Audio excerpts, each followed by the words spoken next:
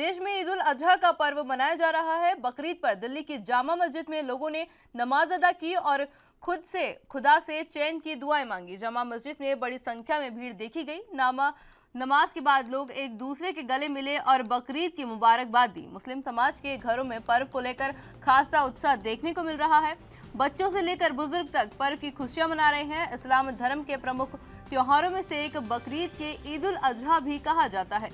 ईद उल फितर के बाद मुसलमानों का ये दूसरा सबसे बड़ा त्योहार है। इस मौके पर ईदगाह या मस्जिद के विशेष नमाज अदा की जाती है। इस पर्व पर इस्लाम धर्म के लोग साफ पाक होकर नए कपड़े पहनकर नमाज पढ़ते हैं और उसके बाद कुर्बानी देते हैं। ईद उल फितर का जहां खीर मनाने की रिवाज है, वहीं बकरीद पर बकरे की कुर्बानी दी जाती है।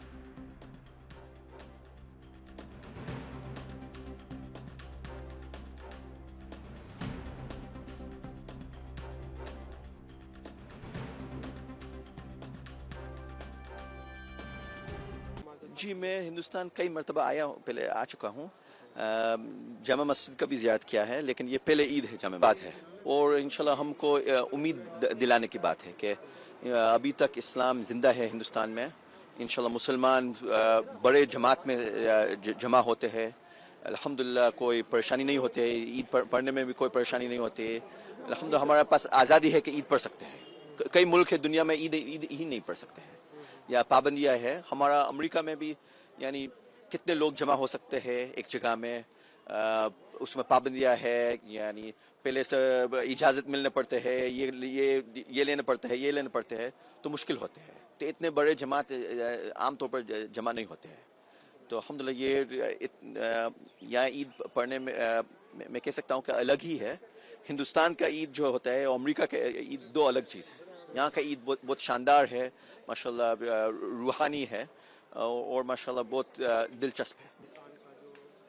ये अपने हिंदुस्तान ऐसी जगह है जहाँ पे ऑल ओवर वर्ल्ड से नमाज पढ़ने के लिए ईद और बकरीद की खासकर हिंदुस्तान के अंदर आते हैं। और हम तो खुश नसीब है कि हम दिल्ली के अंदर रह रहे हैं और ख़ासकर जामा मस्जिद के इलाके के अंदर, खासकर जामा मस्जिद के एरिया के आसपास ही रहते हैं। तो हम तो खुश नसीब समझते हैं अपने आप को कि हर साल हम जामा।